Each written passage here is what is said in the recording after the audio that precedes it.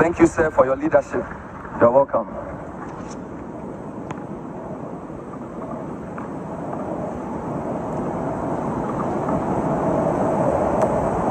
Good morning, Your Excellency, the President, and Your Excellency, the Vice President. First of all, let me apologize for the very short delay. Your Excellency, the President of the Republic of Ghana, John Dramani Mahama, Your Excellency, the Vice President of the Republic of Ghana, Nana Jane Upukwadiman, Speaker of Parliament, Chief Justice of the Republic of Ghana, the Chairman of the Council of State, Chief of Staff of the Office of the President, Chairpersons and General Secretaries of all political parties represented here, Ministers of State and Members of Parliament of the Office of the President, Chairpersons and General Secretaries of all political parties represented here, Ministers of State and Members of Parliament, Heads of Security Agencies, Civil Society organizations, friends of the media, distinguished invited guests, ladies and gentlemen. It is my greatest pleasure and a singular honor to have the opportunity to chair today's National Economic Dialogue 2025 and to welcome all of you, our distinguished guests, especially His Excellency, the President, to the opening session of the two-day event. The theme for the National Economic Dialogue 2025 is resetting Ghana, building the economy we want together. A bold and audacious vision by His Excellency the President to change the course of Ghana's destiny. Our experience in the 68 years of our political independence has not been spectacular, and the time has come to make a fresh start.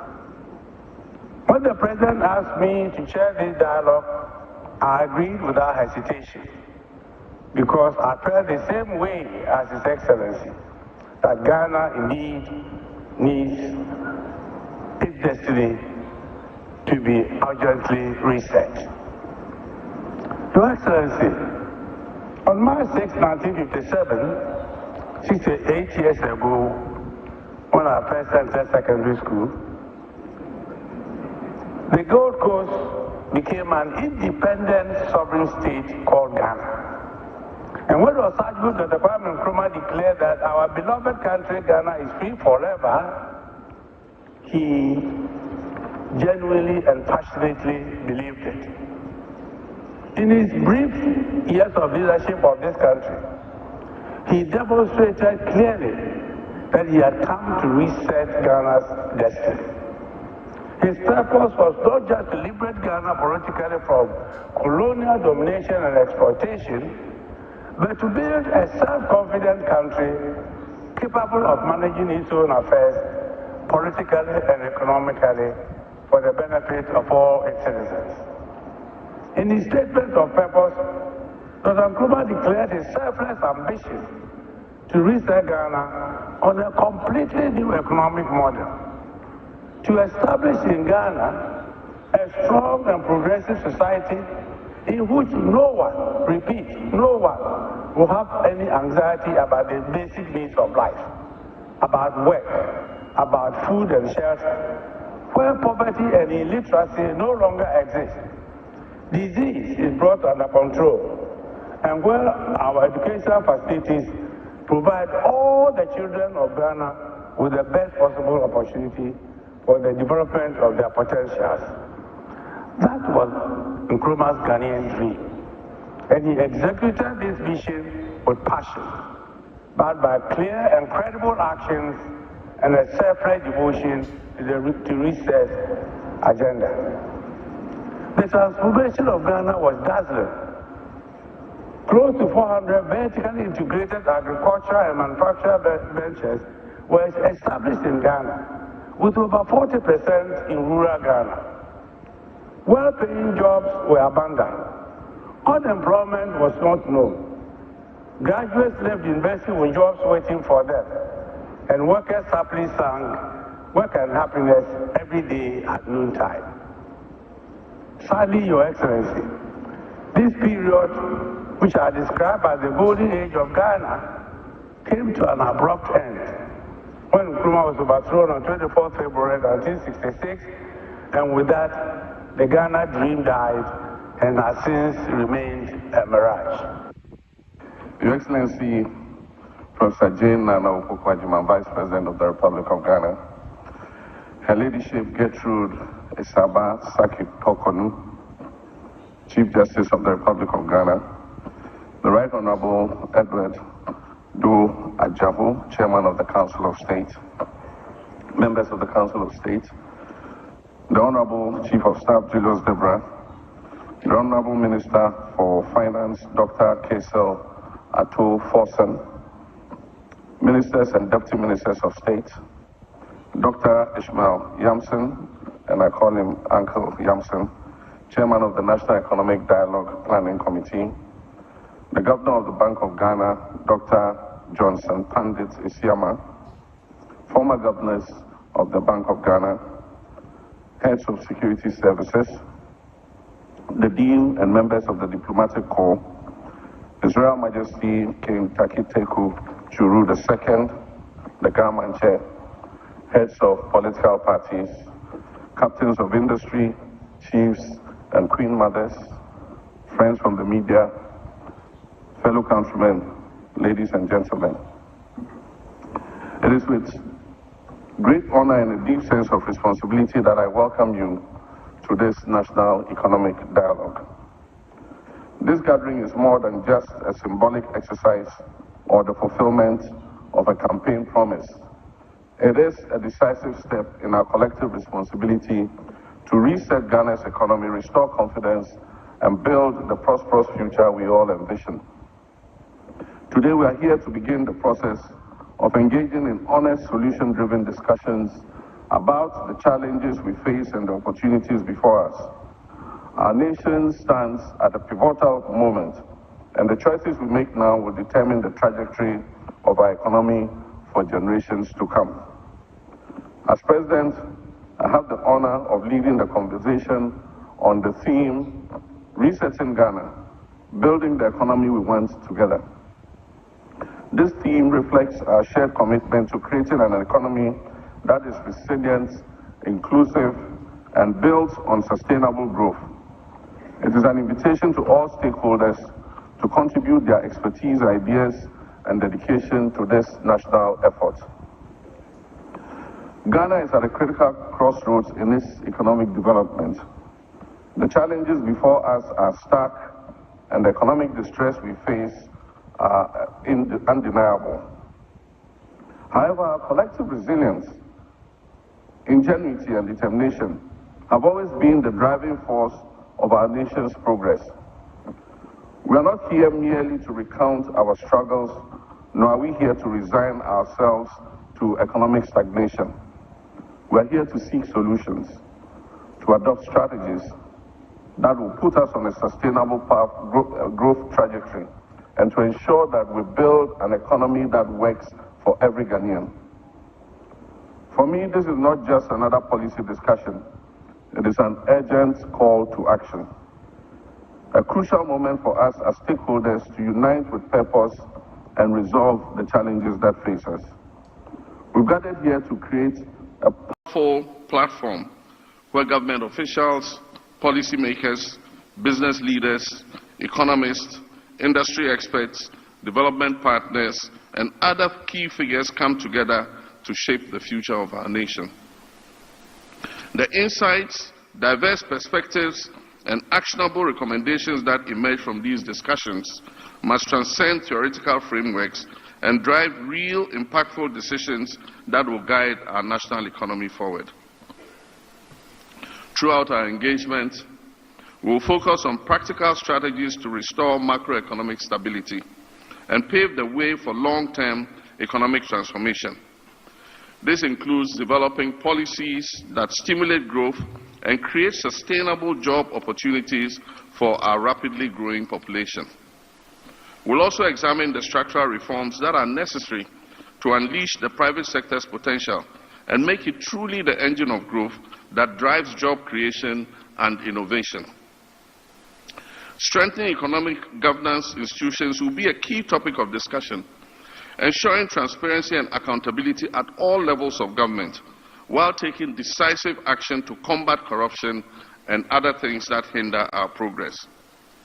It is vital that as we move towards a more prosperous future, and that the economic gains we achieve are distributed equitably, leaving no one behind and fostering inclusive growth that benefits every sector of society, from the most marginalized communities to the industrial leaders of tomorrow. This dialogue is a defining moment, and our decisions must set the course for a more resilient, prosperous, and equitable economy for generations to come. When I assumed office barely 2 months ago, I inherited an economy that was in a state of deep crisis, one that was weighted down by numerous challenges. The economy was reeling from unprecedented levels of debt, soaring inflation, high unemployment, declining levels of foreign direct investment, and low business confidence. The financial struggles that our nation is facing have not arisen overnight. They have been the result of several years of financial mismanagement, irresponsible borrowing, reckless spending, and weak leadership that failed to address the underlying structural issues within our economy. This pervasive mismanagement culminated in Ghana's default on its debt obligations. This marked a devastating milestone for our dear country, spawning a cascade of economic problems that have severely impacted our people. Huge fiscal deficits, excessive government expenditures, and overall financial imprudence have compromised our economic resilience. Credible rating agencies such as Moody's, Fitch, Standard & Poor's have all downgraded our international credit rating consecutively, leading to capital flight and a loss of investor confidence and trust. The Bank of Ghana, instead of serving as an independent monetary authority, became a financing tool for government's excesses, fueling inflation and devaluing our currency.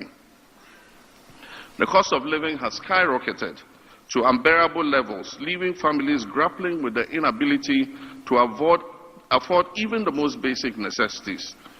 At the same time, inflation erodes the value of wages and savings, pushing many into a cycle of poverty. Meanwhile, the ill-considered collapse of indigenous banks significantly reduced indigenous presence in Ghana's financial and banking space and led to massive job losses.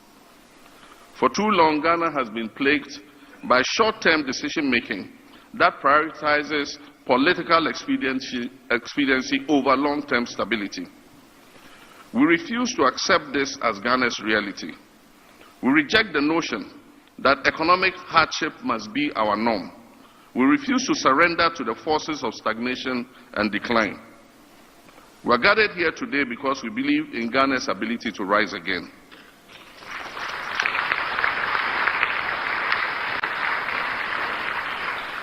We are gathered here to reclaim our country's economic strength and emerge as a beacon of progress on the African continent. Not only a beacon of democracy, but a beacon of economic prosperity. This dialogue here today must serve as that turning point, a forum where we move beyond diagnosing the problems and instead implement concrete, pragmatic solutions to reposition Ghana on a path of sustainable growth. As President, I am committed to ensuring that the lessons learned from this crisis will shape the decisions we make in the years ahead. The mistakes of the past must not define our future, and I vow to do everything in my power to steer this nation towards a brighter and more prosperous path. My fellow citizens, I know that the road to economic recovery will be challenging, but we must not relent in our quest to rebuild the Ghana we all want for the sake of our children and our children's children. We owe it to ourselves, our children, and our country to rebuild an economy that is resilient, that is sustainable, and capable of delivering real opportunities for every citizen. My priority as President is to restore macroeconomic stability. We must enforce responsible public financial management and ensure fiscal discipline at all levels of government while working to reduce hardships for our people. Under my leadership, the Bank of Ghana's independence will be safeguarded to implement prudent monetary policies that curb inflation, that stabilize our currency, and rebuild our foreign reserves.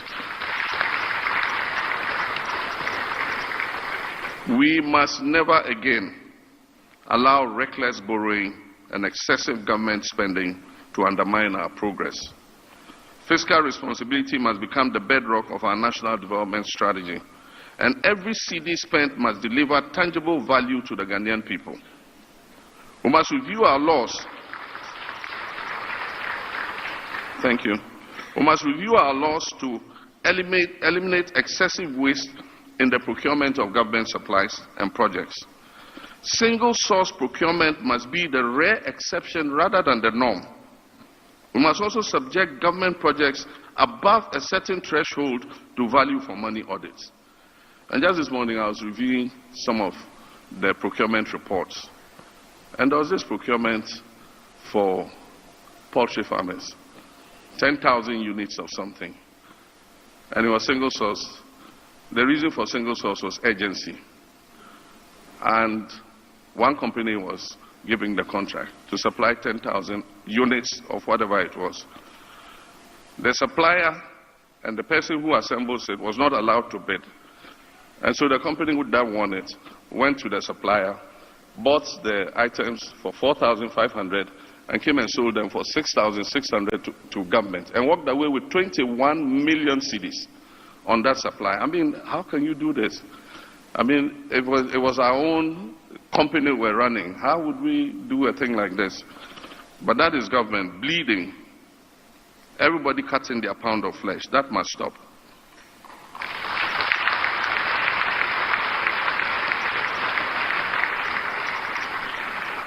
Beyond stabilization, we must undertake a fundamental transformation of our economic structure. Ghana's economy has been heavily reliant on the export of raw materials, such as gold, cocoa, and crude oil, leaving us vulnerable to global price fluctuations and external shocks. We must end this dependence. It is time to transition to a value-added industrialized economy that creates jobs, that boosts exports, and reduces our reliance on imports. Manufacturing and agro-processing must be expanded to ensure that we derive maximum value from our natural resources. Just recently, I think yesterday, the former Chief Justice of this country asked for a review of agreements governing our extractive industry. She describes the current agreements as coming from the Guggisberg era. I agree with her.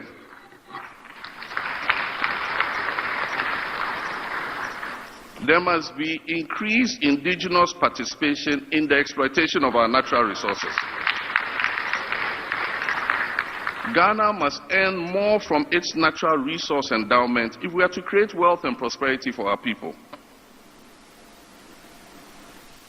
My fellow citizens, agriculture is a vital sector of our economy that must be modernized through mechanization, improved irrigation, and the adoption of technology-driven innovations to enhance productivity and ensure food security. We must also harness the power of technology to bridge the digital divide, ensuring that every Ghanaian, no matter their location or background, has access to the opportunities that the digital economy provides. High-speed internet and robust digital infrastructure are no longer luxuries. They are necessities that fuel economic growth and global competitiveness. My fellow citizens, all this must be underpinned by urgent governance reforms that promote transparency and hold leadership accountable to the people in whom sovereignty resides. The policies required to bring our economy back on track and sustain the gains made will require multi-stakeholder buy-in. Short-term convenience, which has informed economic decision-making in the past, must give way to long-term and medium and long-term strategic planning, which will help us to avoid the cyclical economic booms and busts that have wreaked havoc on our people. My fellow citizens, I have the political will to see through such reforms, but these reforms must be the product of our collective thinking and synthesization of well-considered proposals from stakeholders in the Ghanaian economy, and that is why we are here this morning.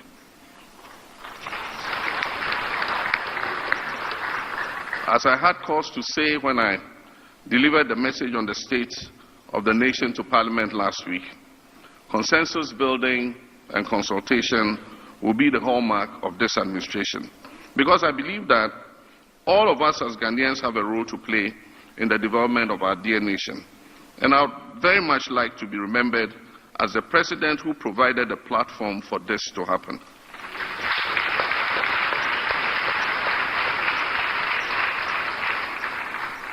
My fellow Ghanaians, a new era is upon us, an era of bold transformation, economic expansion, and limitless opportunities.